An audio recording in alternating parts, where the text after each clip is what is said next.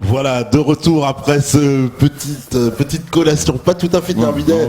Allez-y Claude, continuez à finir.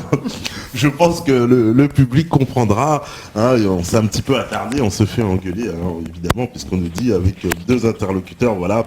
Alors, je vais vous poser les questions du chat, parce qu'il y en a énormément.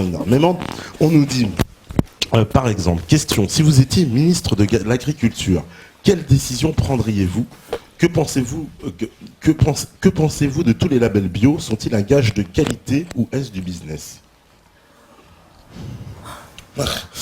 Alors, vaste question. Déjà, en tant que ministre, quelles mesures faudrait prendre, peut-être? C'est quoi les mesures? Ça dépasse peut-être le ministre, les mesures à prendre, certainement, non? Ou je sais pas. Quelles mesures il faudrait prendre?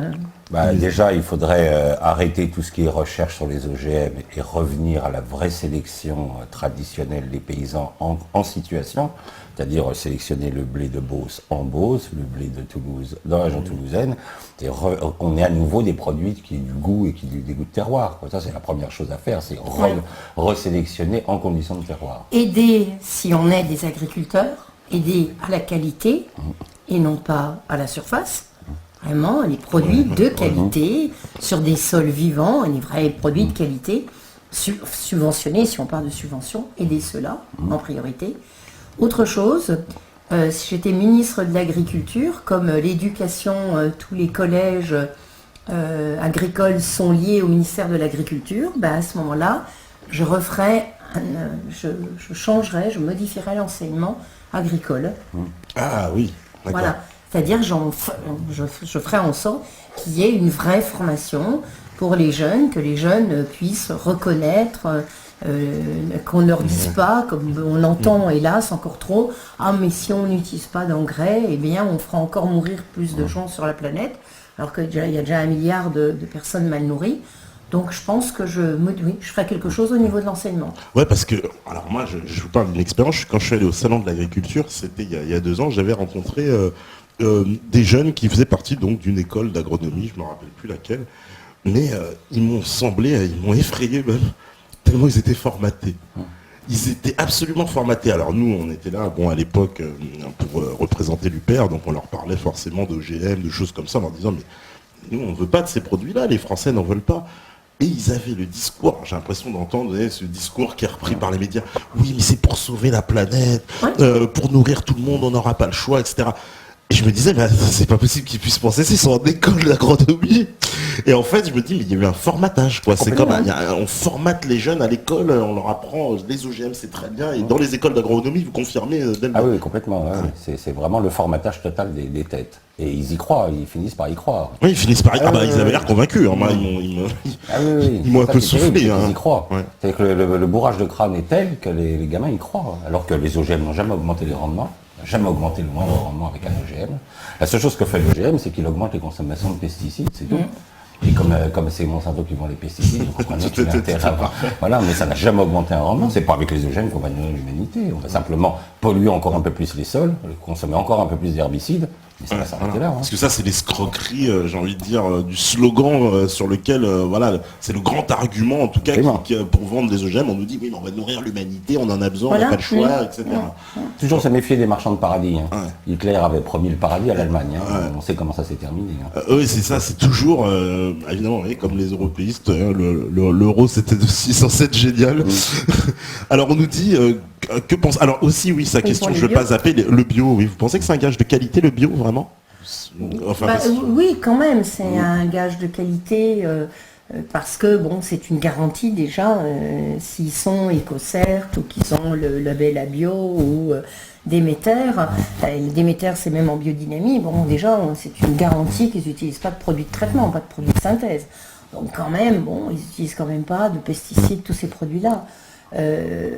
Moi, je mettrais un petit bémol sur les bio qui viennent de très très loin, de Thaïlande ou de pays, je ne sais pas pour stigmatiser la Thaïlande, mais de pays plus lointains, où on dit que c'est du bio. Là, la certification, est-ce qu'elle est réelle?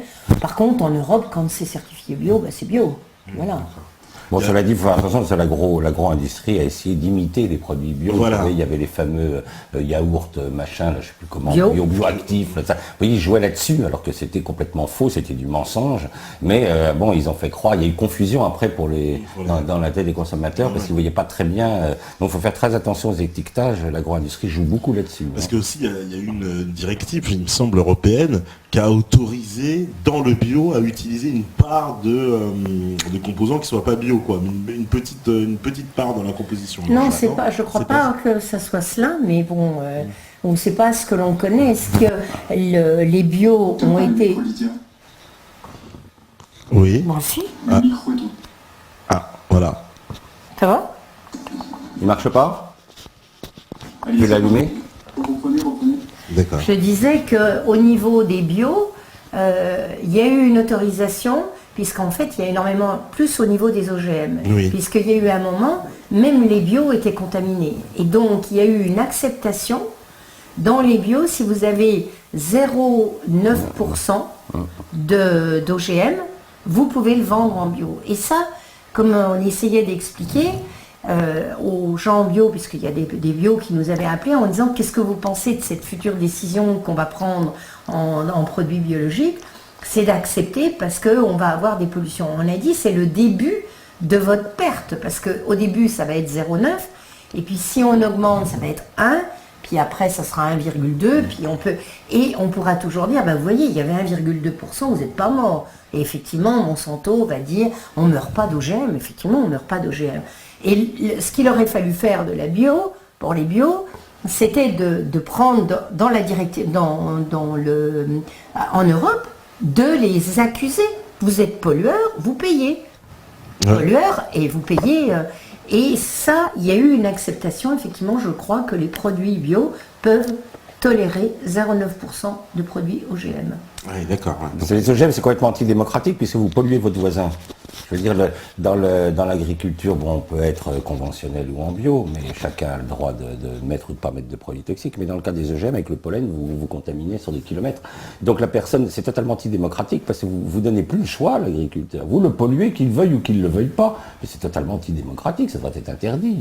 Et en fait, tous les gars qui vendent ces OGM devraient être condamnés pour avoir pollué les voisins, devraient leur rembourser l'intégralité de l'agriculture. Et là, ça calmerait le développement de l'OGM. Mais alors, on me dit, alors ça c'est pareil, c'est ce que j'avais lu sur pas mal de, comment on appelle ça, sur pas mal de blogs, comme quoi si les OGM en fait contaminent une espèce, que ce soit une plante ou un animal, puisqu'il y a les animaux aussi modifiés, les saumons, et on me disait que il y aurait plus d'autres possibilités qu'il y ait une espèce différente, c'est-à-dire que c'est l'OGM Ce n'est pas réversible. Voilà, c'est pas réversible, elle va tout contaminer au fur et à mesure. Bon là on ne sait pas trop, on n'a peut-être pas encore assez de recul, peut-être que la vie se défendra, mais c'est vrai que c'est quand même un vrai problème. On lâche dans la nature des êtres qu'il faut, parce que le mot OGM, ils sont rusés, les agro-industriels. Ils disent le mot organisme génétiquement modifié, qui est faux, c'est pas en génétique, ces organismes, ça s'appelle des chimères. Ces organismes qui n'existent pas dans la nature. Par exemple, les fraises espagnoles ont du gène de poisson pour les rendre transportables. Je ne sais pas si vous avez déjà vu des poissons baiser avec les fraises. Moi, personnellement, j'ai jamais vu ça de ma vie. C'est sérieux, il y a des gènes de poissons dans les fraises pour les rendre transportables. Pour les rendre transportables. Donc, on crée des organismes qui n'existent pas dans la nature. Ça s'appelle une chimère, ça s'appelle pas OGM. OGM, c'est toutes les variétés que vous menez. Comme vous savez. Le mot chimère, en plus, c'est plus adapté parce qu'une chimère, ça n'existe pas. C'est une illusion. Voilà. Et donc, j'ai des chimères à vous vendre. Maintenant, j'en veux pas. Ça serait pas vendu. Donc, ils ont truqué le mot, ils ont dit OGM. Alors qu'OGM, toutes les variétés que vous mangez sont des organismes qui ont été génétiquement modifiés par l'homme, qui les a croisés, qui a croisé telle variété avec telle variété. C'est comme ça qu'on fait des fleurs, qu'on fait des légumes. Donc ça, tous les organismes que vous mangez sont des organismes génétiquement modifiés. Mais ils voulaient pas du terme chimère parce qu'ils savaient, comme vous dites, que tu reprends un beau plat de chimère. Non, ça le faisait pas. Ça le faisait pas. C'est en marketing, mais ça le faisait pas. Donc ils ont menti. C'est du mensonge. C'est du mensonge aussi. Pur, c'est du mensonge pur. On apprend des choses. Alors on nous dit aussi. Alors personnellement, je suis permaculture depuis 5 ans et j'en suis ravi. Fini le travail du sol. Enfin, au début, il faut tout mettre en place. Ensuite, ce n'est que de la contemplation. Les poules m'aident à désinfecter le verger. Les oies remplacent efficacement un gardien. Mes abeilles se chargent de polliniser les jardins. C'est Pauline de Lisbonne qui nous dit ça. Mais c'est tout à fait vrai. Ouais. La permaculture, vous adhérez totalement? Ah oui. Oui, parce que j'ai vu que vous en avez parlé. J'ai déjà vu des vidéos où vous parlez de la permaculture. Et là, vous avez fait raison. C'est vraiment... le C'est début l'agriculture de demain, c'est l'agriculture de demain. C'est l'agriculture de demain. Le début est difficile à mettre en place parce que surtout quand on a eu l'habitude de retourner son jardin ou la permaculture, après ça marche très bien. Effectivement, elle a ses abeilles, elle a les poules qui mangent toute la vermine du sol, elle a moins de... Oui, c'est vrai, ça marche très bien. Ouais, parce qu'on nous demande en plus, alors justement, il y a une question, j'avais vu, qui est remontée de Zapan sur la permaculture et qui demande... Alors, attends, il faut que je retrouve les questions. Parce que le chat, il remonte. Voilà, je vais retrouver sa question. Il y avait une question sur la permaculture. Voilà. Qu'est-ce qu'on nous... Ça, c'est Invisible qui nous dit: que pense monsieur et madame Bourguignon des incroyables comestibles et les produits sont-ils plutôt beaux?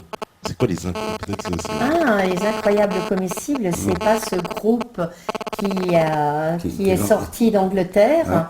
Et c'est des femmes qui, en fait, dans leur propre jardin, ont vendu leurs légumes.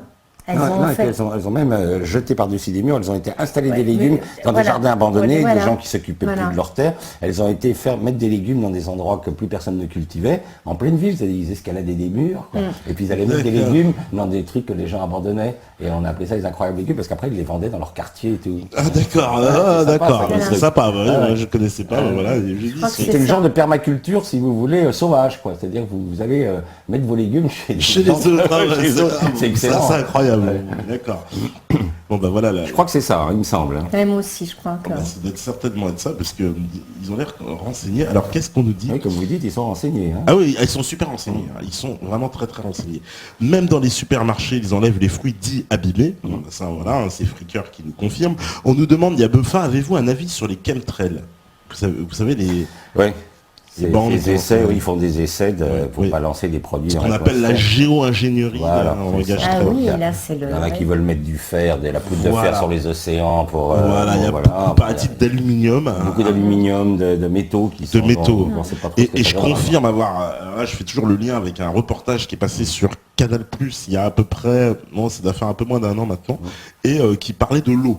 Et qui faisait le constat donc que l'eau était complètement contaminée en France et qu'il y avait un taux d'aluminium anormal à peu près partout sur le territoire. Ils sont partis aussi examiner, ils ont fait des analyses de la Terre, et ils ont trouvé aussi un taux d'aluminium très élevé dans la Terre, y compris en pleine ville, puisqu'ils ont fait des relevés dans les bacs à sable de Paris. Alors évidemment, ils font aucun lien avec les chemtrails dans le reportage. Mais j'étais plutôt stupéfait parce que justement dans d'autres pays, aux États-Unis, où on a analysé ces chemtrails, on nous dit justement qu'il y a énormément d'aluminium. On n'a pas dit qu'il y a beaucoup d'aluminium. Mais c'est aussi pour lutter contre le CO2, c'est lutter contre le réchauffement planétaire. C'est ce qui est dit aux États-Unis. C'est ce qu'avait dit Bouchardot, une des ministres de l'environnement. La pollution, c'est bien, ça crée des emplois. Vous voyez, vous polluez, vous réchauffez, donc vous balancez du métal dans l'atmosphère pour lutter contre. Il y a toujours du pognon à faire. Vous voyez, polluer, allez-y. Ça crée des emplois. C'est ça, parce que. Voilà, donc c'est chemtrails. De toute façon, il y a une, donc je rappelle, manifestation samedi, justement, mondiale contre les chemtrails. Voilà. Qu'est-ce qu'on nous dit? Aux USA, on brûle même jusqu'à 60% des récoltes pour la spéculation. C'est une limite 72 qui dit ça. Ah bon, je ne savais pas. Non, ça non plus. Par contre, c'est vrai que je ne dirais pas, pour le brûler, je conteste, je ne sais pas. Mais en revanche, il y a une vraie rétention il y a des gens qui en fait retiennent leur blé, font de la rétention, spéculent sur l'alimentation, et ça c'est très très grave. C'est d'autant plus grave par exemple qu'il y a ce type de spéculation, mais il y a aussi des agriculteurs qui vont vendre, parce que sur le marché c'est intéressant, qui vont vendre par exemple là, ils ont mis leur blé d'hiver, et il est à peine germé, et en fait, ils vendent déjà leur récolte. Ils vendent 50% du rendement qu'ils supposent qu'ils vont faire. Donc c'est vendu.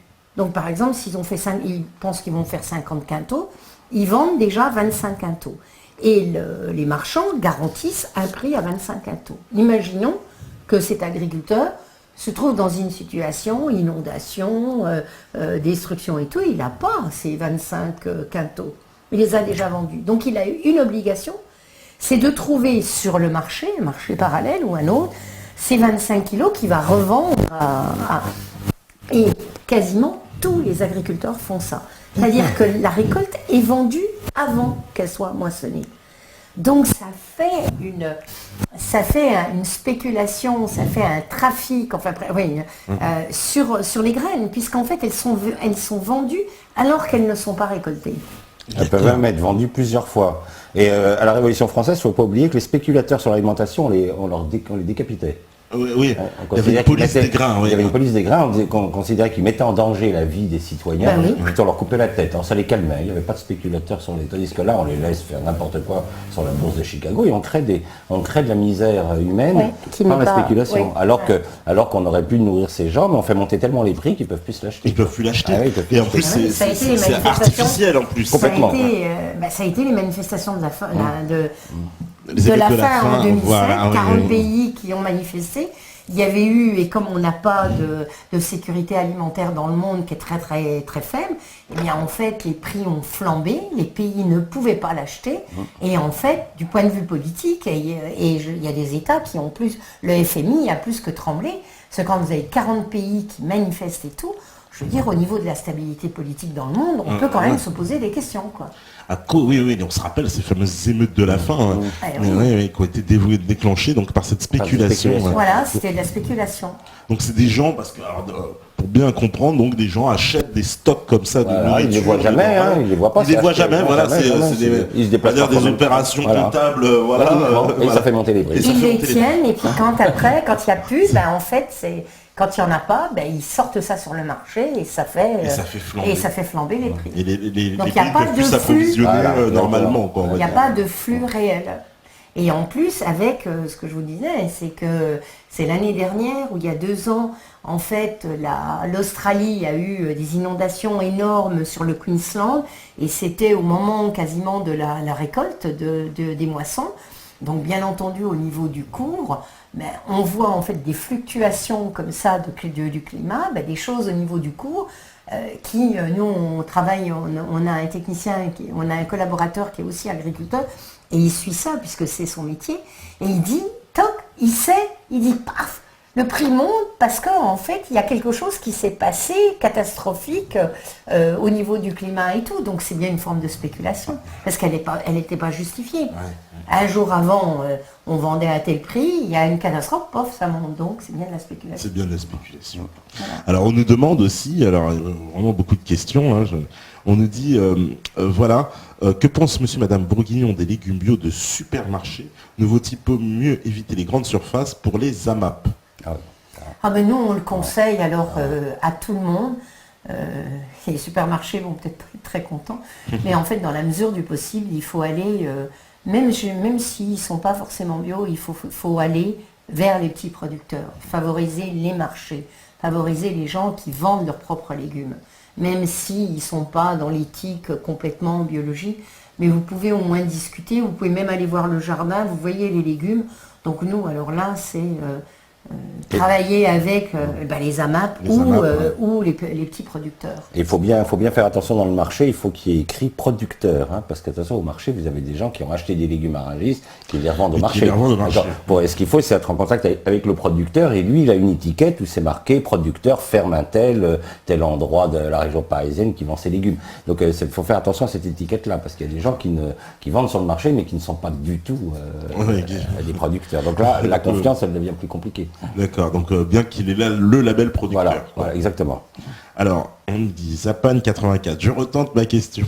Alors, il avait déjà posé la question plus haut, c'est vrai. Peut-on savoir quels sont les résultats des études les plus récentes sur la permaculture, s'il y en a, et s'intéresse-t-il à l'électroculture? Et que dire à ce sujet? Voilà. Donc l'électroculture, c'est quelque chose d'assez ancien qui avait été développé par Vincent. Nous, on n'a jamais fait sur grande surface, donc je ne sais pas ce que ça donnerait. En maraîchage, c'est quoi l'électroculture? Par exemple, moi je connais pas. On utilise des courants, on rééquilibre. Vous savez que la Terre est parcourue par des courants magnétiques, donc on rééquilibre des courants, mais on fait ça. Jusqu'alors, on faisait ça surtout dans le maraîchage, dans des toutes petites surfaces. Alors qu'est-ce que ça donnerait en grand? Ça, je ne sais pas du tout. J'ai absolument aucune idée de l'électroculture. Quant à la permaculture, c'est vrai que pour le moment, elle a été développée donc par un Japonais qui a démarré ça dans l'entre-deux-guerres. Ça a été repris ensuite par Bill Mollison en Australie. Alors pour bien expliquer aussi, parce que tout le monde Qu'est-ce que c'est que la n'est pas permaculture? Voilà, est-ce qu'on peut expliquer vite fait ce que c'est la permaculture quand même pour Alors, nos auditeurs? dans la définition japonaise, ça consistait à l'idée de Fukuoka, c'était de ne pas intervenir sur le sol, et pour ça, il enrobait les graines, toutes les graines qu'il voulait semer dans son jardin, il les enrobait dans de l'argile, et dans une bétonnière, et puis ça faisait des petites billes, et il lançait ça sur le sol, tout, mélangeait tout, les navets, les radis, tout le monde était mélangé. Et donc ça crée une population de végétaux. Et les maladies, elles n'arrivent pas à circuler parce que vous allez avoir une légumineuse à côté d'une crucifère, à côté d'une solénacée, etc. Donc c'est une façon de gérer le sol, si vous voulez. Alors après, ça a pris des formes beaucoup plus complexes avec Bill Mollison, où là, on a commencé à faire l'équilibre entre l'étang qui apporte les canards, etc., la maison passive, l'équilibre avec la forêt. Bon, après, il y a c'est devenu quelque chose de très très complexe au niveau de l'organisation de la ferme dans le paysage, si vous voulez. C'est comme recréer une espèce d'organisme complexe, vous voyez, tout en équilibre. D'accord. Et donc il n'y a pas, alors grande spécificité, voilà, on ne creuse pas le sol, on touche pas au sol, c'est ça. On le laisse tranquille. Parce que moi j'ai vu justement en Bourgogne, j'ai vu de la permaculture, donc c'était par étage un peu. Et puis alors, on peut le faire par étage. Voilà, il y a plusieurs techniques. En fait, on associe en fait, toutes les beaucoup plantes d'associations. ensemble. D'accord. Bon voilà, c'est pour la permaculture. Alors qu'est-ce qu'on nous dit? Awen qui dit la propagande gouvernementale incite la population à manger 5 fruits et légumes frais par jour. Ce qu'ils oublient de préciser, c'est que ces végétaux sont morts et mortels, sans nutriments ni apport énergétique, et en plus ils sont pollués par les pesticides et autres produits phytosanitaires. L'impact sur la santé sur toute une vie est considérable. Oui, parce qu'il y a un impact sanitaire, ça. Il y a un coût, on n'en parle jamais de ça aussi, le coût sanitaire, parce que ça a une influence de manger tous ces produits. Alors, cette viande pleine d'antibiotiques, ces légumes pleins de pesticides, machin, il y a un coût sanitaire dont on ne parle pas, mais on en parle de façon indirecte, ouais. parce que en France, on n'arrête pas de dire que la sécurité sociale est complètement en déficit, qu'il y a de plus en plus de gens malades, qu'on a des maladies, il y a de plus en plus d'allergies à des tas de produits, le gluten, les fraises, le melon, la pomme, enfin bon, on voit des allergies qui fleurissent comme ça. Et effectivement, indirectement, on en parle, mais il n'y a pas d'études, effectivement. Et puis personne ne veut les faire. On se rendait compte si on pouvait prouver qu'il n'y a pas vraiment d'études pour dire c'est telle et telle chose. Mais bon, c'est bien connu que, on parlait du suicide des agriculteurs, mais les agriculteurs sont extrêmement touchés par les maladies de Parkinson, par la sclérose en plaques, par des cancers et tout. Donc en fait, ils sont confrontés tous les jours à ces produits. Mais c'est vrai que la facture est très très lourde. Oui, voilà, apparemment, en plus, justement, les agriculteurs seraient les premières victimes puisqu'ils seraient au contact des produits, j'ai envie de dire, en plus grande dangerosité que nous, finalement, puisqu'ils touchent les produits directement. Et effectivement, j'avais constaté sur plusieurs reportages qu'on nous expliquait qu'ils étaient atteints, il y avait des taux anormaux de gens qui ont la sclérose en plaques et tout un tas de maladies dans l'agriculture. En fait, il y a deux choses qui se superposent. Il y a la toxicité des pesticides qui se retombent sur vous, et comme disait Lydia, le fait que les légumes sont maintenant et les fruits sont carencés. Donc vous avez plein de gens qui ont des problèmes de crampes parce qu'ils manquent de magnésium, vous voyez, plein de carences. Et ça joue sur votre santé. Ah oui, parce que vous avez besoin de tous ces éléments, tous ces éléments pour être en bonne théorie, santé. avant, on mangeait simplement les légumes et on n'avait pas de carence. Aujourd'hui, vous pouvez manger sans tomates, vous aurez complètement vous n'aurez rien du tout. Donc ça aussi, ça joue beaucoup sur la santé. C'est-à-dire que les gens se trouvent très très carencés. Donc du coup, vous attrapez la grippe, vous attrapez tout quand vous êtes carencé. Donc en plus, ça se trouve, ça coûterait moins cher à la sécurité sociale. Bien sûr. Si y avait un... moi, j'en suis assez persuadée. On parle toujours c'est pareil, on pourrait aborder le problème de l'espérance de vie. On nous bassine à longueur de journée qu'effectivement on vit plus longtemps. Mais quelque part, c'est absolument faux. Parce que, donc on nous dit, nous, et aux plus jeunes, vous avez une espérance de vie j'ai oublié, pour les femmes, c'est au-delà de 70 ans. Mais parce qu'on se base sur des hommes et des femmes qui vivent maintenant, qui ont 75 ans ou 80 ans, mais en fait, on ne prend pas en considération qu'ils ont été nourris il y a 50 ans ou 70 ans avec des produits nettement plus sains que ce que nous, on mange maintenant. Donc déjà, on ne peut pas transposer des enfants qui ont 10 ans aujourd'hui, ou 20 ans, qui ont été nourris avec une alimentation carencée, qu'en fait ils vont faire 65 ans, on n'a pas le droit de le dire. Voilà une déviation scientifique. Normalement, en science, on doit comparer ce qui est comparable. On devrait travailler sur 30 âges. Pourquoi on a énormément diminué l'espérance de vie? Effectivement, parce qu'il n'y a plus d'enfants qui meurent et que grâce à la technique, les enfants qui naissent, on vivent tout. On permet de faire vivre des gens qui autrefois ne pouvaient pas vivre parce que la science ne permettait pas. Il y avait des gens qui étaient dépendants, qui n'avaient pas de tryptophane. Maintenant, avec des piqûres, on peut. Donc en fait, la science a permis de diminuer cette mortalité infantile. Donc bien entendu, ça rallonge. Autrefois, il y a très longtemps, il y avait un nombre d'enfants. Et quelque part, on devrait travailler par tranche. Et on serait peut-être surpris de voir que la tranche des 20, 30 ans ou 20, 40 ans, le taux de cancer maintenant, ça c'est une vraie science. Mais pas de dire que tout le monde, là il y a des jeunes qui disent il n'y a pas de problème, j'ai 30 ans, j'ai une espérance de vie de 75 ans. Mais qui peut le dire ? Unanime dans le milieu médical qu'on constate, vous voyez, ce genre de maladie que vous avez évoqué, de plus en plus jeune. On voit des gens qu'on ne voyait pas avant, des gens arrivés très jeunes avec des cancers, etc., des maladies qui étaient normalement réservées à des gens beaucoup plus âgés. Et puis en plus, les gens qui ont 85 ans en ce moment, il ne faut pas oublier qu'eux, ils ont été sélectionnés, c'est qu'il y a une grosse mortalité infantile à l'époque, donc il y a que les plus costauds qui ont survécu. Vous savez, parce que là, il n'y a plus, comme dit Lydia, il n'y a plus de sélection. Donc vous n'avez pas le droit de leur dire qu'ils iront vivre 100 ans. On n'a pas le droit, ce n'est pas scientifique et tout le monde, et tous les ans on dit on a gagné 3 mois. C'est faux, c'est absolument faux. Ouais, ça c'est une forme de propagande et c'est vrai qu'ils utilisent souvent. Ils ont utilisé beaucoup plus pour les retraites, pour dire aux gens aussi, travaillez plus. Alors qu'il n'y aura peut-être pas de retraite, ils n'auront peut-être pas de retraite à payer. Alors qu'il n'y aura plus rien. Peut-être pas de retraite à payer. Et on leur aura piqué leur argent aux gens.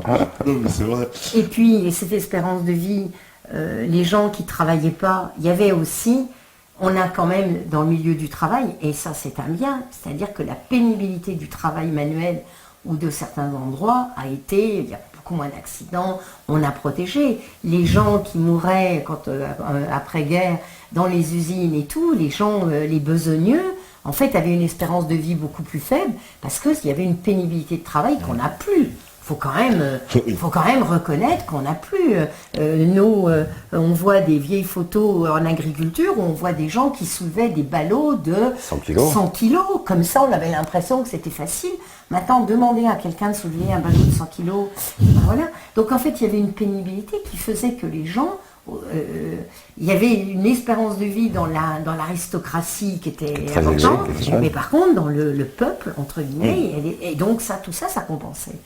Alors, c'est pour ça, moi, chaque fois, je me bats là-dessus en disant, on n'a aucune garantie que l'espérance moyenne de vie des gens qui ont 30 ans aujourd'hui sera la même que ceux qui ont 65 ans. Voilà. Tout à fait. Disait l'ouvrier paye la retraite de l'instituteur. L'instituteur n'avait pas du tout un métier aussi pénible, donc il vivait beaucoup plus vieux. Donc il faut tout ça, faut faire très attention à cette propagande. Il faut analyser ça avec beaucoup de recul. Entièrement d'accord. Alors j'ai une question de Jacques Oja qui dit j'ai vu une interview une fois d'un vieux paysan très intelligent, très cultivé, qui expliquait que l'origine de l'utilisation du nitrate d'ammonium comme engrais s'expliquait par le fait qu'on avait remarqué qu'après la Grande Guerre, les endroits qui avaient été le plus violemment bombardés, là où il y avait eu le plus de morts, alors la question... On avait plus de rendement. Voilà, il y avait plus de rendement, exactement. Ben oui, mais c'est la poudre, c'est l'azote, c'était ça. Oui, mais en fait... c'est une réalité, ils ont remarqué ça alors. Ça, c'est les paysans qui ont dû le remarquer, mais en fait, l'utilisation de l'azote, c'est de l'IBIL dans les années 1830, c'est les chercheurs qui l'avaient montré. Mais à l'époque, on ne savait pas faire de nitrate. Il faut attendre le début du XXe siècle pour que des chercheurs allemands, Haber et Bosch, c'est pour ça qu'on va les appeler Bosch, inventent le nitrate industriel et on déclenche la guerre de 14. On peut enfin massacrer des millions de personnes parce qu'on fabrique de façon industrielle. Alors que pendant longtemps, c'était très compliqué d'avoir du nitrate. D'accord. Alors, on dit ici, semence paysanne, le gouvernement promet une dérogation après l'occupation du GNIS par la Confédération paysanne. Et puis Il nous met le lait. J'espère que ça c'est un bon truc de la Confédération. Ils ont été voir ce bureau qui est totalement antidémocratique, anti toutes les règles de commerce du monde. Oui, voilà, c'est eux qui décident de tout. Voilà, comme ça, ils se réveillent. Vous n'avez pas le droit de planter ça, monsieur. Non, mais au nom de quoi enfin, Et ces gens-là, ils sont quoi? Ils sont influencés par des lobbies? C'est quoi? Ils appartiennent au grand lobby. Ils appartiennent au grand lobby. D'accord. Ah, ils appartiennent carrément. Oui. Ah, ils se cachent même pas dans leur CV. Ah oui, ils ont travaillé pour un tel. Le siège du GNIS, c'est le siège de l'UIPP, l'Union des industries productrices de pesticides. C'est à Villiena. Ils sont dans la même boîte, dans le même bâtiment. D'accord. On est tranquille alors. Ils sont pas fait chez ceux qui décident. Ils sont dans l'étage d'en dessous. Ils lui disent d'accord, tu m'interdis ça, tu fais ça. Exactement. C'est les copains, c'est les potes.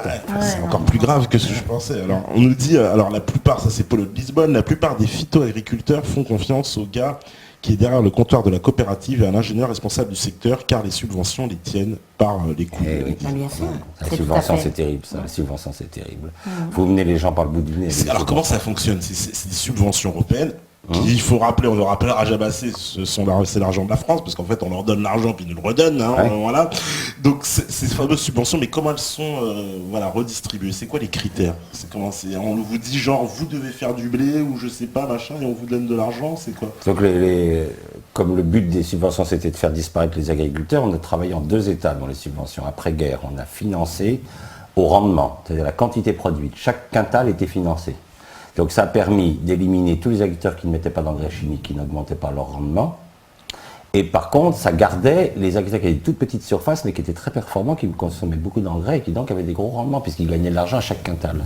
Après, donc on a éliminé déjà tous ceux qui ne voulaient pas utiliser un engrais chimique. Et ensuite, pour éliminer les petits qui avaient utilisé un engrais chimique, mais dont on voulait se débarrasser, maintenant on finance à l'hectare. Donc plus vous avez d'hectares, plus vous touchez. Ce qui fait que 20% des agriculteurs français touchent 80% des subventions. C'est tous les gros céréaliers. C'est-à-dire que c'est de l'antidémocratie la subvention. Les subventions profitent aux riches, alors que normalement l'impôt c'est pour répartir, c'est pour au contraire limiter les inégalités. Là c'est exactement l'inverse. Les subventions ne font qu'enrichir les plus gros et appauvrissent les petits. Donc, c'est pas proportionnel du tout, c'est-à-dire voilà, j'ai 100 hectares, je suis sûr de toucher un peu le jackpot, l'autre comme à 2 ou 3. Il y a quand même des semences, il y a des périodes, c'est le colza qui est plus subventionné, il y a ça aussi. Il y a aussi en fonction peut-être des fluctuations climatiques, il y a des semences, il y a des graines des récoltes qui sont plus subventionnées que d'autres. Donc c'est vrai que... Donc un agriculteur il change comme ça de culture, c'est-à-dire on lui dit une année il va faire du colza, puis l'année prochaine il dit le blé c'est mieux. Oui, il y en a des fois ils disent non, nous ils nous disent c'est pas subventionné ou très mal, je le ferai pas cette année quoi. Donc en fait ils sont très très très tributaires de ces subventions. Et la subvention ne prend absolument pas en compte, donc ce qui explique aussi qu'on ne fait plus de rotation. Puisqu'il y a des produits qui ne seront jamais des graines, qui seront jamais subventionnés, donc pas intéressants. Et l'agriculteur, comme il est dépendant et puis qu'il en a besoin, parce qu'il y a des agriculteurs qui, avec la quantité de travail en moins que le SMIC, en fait, ils disent je prends ce qui est subventionné. Et comme souvent subventionné maintenant, comme dit Claude, c'est le blé, le maïs et le colza, mais donc on n'est plus en rotation, c'est-à-dire qu'on ne fait pas cette biodiversité tous les ans changer. Elle a disparu, c'est-à-dire autrefois un agriculteur il faisait pas toutes les années où les gens disaient si je fais une rotation, je fais blé, maïs, non. Avant c'était une rotation sur 3-5 ans où on mélangeait, ça permettait à la terre de se reposer, ou que les racines d'une plante étaient différentes, donc prenaient plus en profondeur, plus en surface. Et c'est terminé. La rotation, quand on pose la question dans nos cours ou en formation, qu'est-ce qu'utilisaient les agriculteurs autrefois pour améliorer leur sol, on attend, on dit la rotation, et c'est même pas un mot qui est dans l'esprit des jeunes. Et puis, par exemple, un jeune veut s'installer, il a envie d'acheter une race de vache rustique qui consomme très peu de soja et qui ne lui coûtera pas cher à élever, il ne sera pas subventionné. Il n'aura de la subvention que s'il élève la Holstein qui consomme le plus de soja américain, etc. Donc il se fera coincer, c'est-à-dire qu'il sera obligé après d'acheter de l'aliment à l'agro-industrie. Toutes les subventions aussi permettent d'orienter. Par exemple, on ne subventionnera que les variétés de pommes très consommatrices de pesticides. Une pomme, c'est entre 30 et 40 traitements de pesticides par an. Alors que vous avez des variétés anciennes qui n'ont pas besoin de pesticides, là vous n'aurez pas de subvention si vous plantez ça. Vous ne serez pas aidé. Vous voyez, donc ça permet d'orienter, si vous voulez. D'accord, ah oui, de choisir, d'accord. Exactement. La culture, et puis on voit bien les pesticides. Les produits qu'il y a derrière. C'est Voilà. toujours, en fait, ça revient toujours Ça revient aux mêmes toujours. personnes, hein, j'ai envie de dire. Il y a une série de coupables là qu'on peut quand même aligner qui sont un peu les mêmes, toujours, à chaque fois. Quoi. Et c'est tout un système, moi ce que je comprends, c'est que c'est tout un système qui a été mis à leur, au service à de leur leur avantage, industrie. voilà, Voilà. et qui ils imposent leur loi, clairement. Quoi. Ils imposent, Complètement. Tu feras ça, tu élèveras ça, tu feras ci. Eux, ils sont des industriels de... Moi, je dirais des industriels de la mort. Mais en fait, ils se comportent complètement comme un industriel. C'est-à-dire que eux, ce qui les intéresse, c'est de gagner de l'argent, quel que soit le moyen. Là, ils ne sont pas du tout dans la gestion de notre qualité de vie. Ils l'écrivent en grand, mais quand on regarde leur façon de faire, c'est pas vrai. On dit qu'ils vont nourrir la planète grâce aux OGM, c'est pas vrai. L'OGM est breveté, c'est bien, d'ailleurs c'est breveté, il faut payer. Si c'était si, comment on dit, quand on est pour les autres, je suis en train de chercher, si c'était tellement pour... des altruistes. Ouais, des altruistes, eh ben on paierait pas, alors qu'en fait c'est pas vrai. Donc ils se comportent comme des industriels et sur le gain, c'est tout. Il n'y a que ça qui les intéresse. Pas la qualité du produit, de ces trucs-là. Mais c'est un système fou parce qu'on va détruire les sols. Mais à la fin, quand tous les sols seront détruits, ils vont vendre quoi? Enfin, il va rester... Comment on va faire pour ça? Déjà, l'Europe qui se nourrit plus. Hein. Oui, ça va on importe tout, alors c'est quoi bientôt on va... Donc on affame les autres pays. On affame les autres pays en plus. Bah oui, on va détruire quoi? On va les détruire chez eux, utiliser, je veux dire, voilà, comme j'ai vu des grandes sociétés en Afrique maintenant qui achètent des milliers d'hectares comme ça, j'ai vu pour faire du riz, du coton, de l'ananas. De l'agrocarburant. De l'agrocarburant, tout à fait. Et qui chassent des paysans de leur terre pour faire des agrocarburants. Pour faire ça. Alors ça, les agrocarburants aussi, on peut en toucher un mot. Parce que c'est quand même scandale. C'est un scandale, c'est-à-dire on fait pousser donc des plantes pour mettre du pétrole dans nos voitures. Faire du pétrole, quoi. Mais en plus, il faut alors du pétrole pour faire pousser les plantes. Alors qu'Elia vous a expliqué qu'en moyenne dans l'agriculture, on dépense 9 calories de pétrole pour faire une calorie de... Non, moi j'ai dit hors sol 36, hors sol, et mais en moyenne c'est 8 à 9. Donc 8 à 9. Raconter aux gens qu'on va faire tourner des moteurs avec une plante qui a consommé 8 fois plus de fuel qu'elle n'en fournit, c'est de l'escroquerie totale. C'est de l'escroquerie totale. Mais ça marche, ça fait tourner des usines, ça c'est du business, mais c'est faux complètement. C'est fou de la gueule du monde. Non, mais les agrocarburants, quand on sait combien dans ces pays ça met d'agriculteurs sur la paille parce qu'ils ne se nourrissent pas de ces agrocarburants, bien entendu. Donc en fait, ça veut dire qu'ils font ça, mais ils ne se nourrissent plus. Donc c'est terrible. Parce que oui, c'est ça, la terre en plus c'est une culture industrielle, c'est quoi qu'on utilise complètement. Canne à sucre, c'est du canne à sucre, maïs, c'est les deux plantes les plus utilisées pour faire des agrocarburants. Ah oui, l'huile de palme. Ça c'est dramatique, surtout en Indonésie, on rase toutes les forêts. On rase toutes les forêts, pour l'huile de palme. Des palmiers à perte de vue. À perte de vue. Très mauvaise en plus pour la santé, on le sait en plus aujourd'hui, enfin l'huile de palme... Je sais pas, alors ça non, sais pas, parce que c'est... Non, je sais pas si c'est très mauvais pour la santé. On utilisait, effectivement, très souvent, c'était utilisé, il me semble que c'était l'huile de palme qu'on mettait dans la végétaline. Bon, c'est des huiles qui sont dures, mauvaises, je sais pas. C'est même pas sûr, parce que c'est vrai qu'en Afrique, elle est énormément consommée depuis des siècles, depuis tout le temps. Je ne crois pas qu'elle soit mauvaise pour la santé, c'est surtout qu'on rase des forêts magnifiques pour faire de l'huile de palme, pour faire tourner des moteurs de bagnole, quoi. Faut arrêter, quoi. Vous savez, c'est pareil, dire c'est mauvais pour un moment, et puis après on dit que c'est pas vrai. Regardez, à un moment, on a diabolisé le beurre en disant que c'était incroyable et qu'il fallait consommer des margarines. Et puis maintenant, on diabolise certaines margarines et on vous dit que le beurre, c'est bon pour la santé. Donc, c'est vrai. Alors on s'y perd un peu, nous, justement, le consommateur, dans ces campagnes, parce que finalement, il y a des produits, on nous dit, il y a toute une campagne, c'est mauvais, puis après on nous dit non, finalement, c'est peut-être pas si mauvais. Voilà, donc mais ça, c'est mensonges de l'agroindustrie. C'est des mensonges de l'agroindustrie. Donc c'est vrai qu'il y a eu une période pour les margarines, tout ce qu'on appelle ces margarines, c'était aussi le jackpot pour ces multinationales qui font ça, parce qu'en fait, ça permettait, puisque les margarines, elles sont faites avec des huiles végétales, le maïs, le tournesol, et donc ça permettait, et on va revenir à la spéculation, d'acheter, quand c'était très très peu cher, ces céréales, de les stocker, On pouvait les garder. Oui, mais il faut expliquer pourquoi on peut les garder, ces huiles. C'est que la margarine, pourquoi elle se garde? C'est qu'on la transforme chimiquement. Oui, on la transforme chimiquement. L'hydrogène. Oui. Et donc, on va l'hydrogéner. On met les huiles, c'est des chaînes de carbone et d'hydrogène. Il y en a certains, il y a des doubles liaisons. C'est un peu compliqué. Donc, on les hydrogénait, on les transformait chimiquement et on faisait ces margarines qui se gardaient beaucoup plus longtemps que le beurre. Donc, en fait, quand on les mettait sur le marché, effectivement, on avait acheté le maïs pas cher et on pouvait. Donc il y a eu un moment tout un truc sur les margarines parce que on achetait pas cher à un moment et donc on a dit le beurre c'est pas bon, c'est pas bon. Simplement que le beurre c'était bon pour la santé et que la margarine par contre on sait qu'elle flanque le cholestérol. Oui. D'accord. C'est très dangereux les margarines. Il ne faut jamais manger de margarine, c'est très dangereux pour la santé.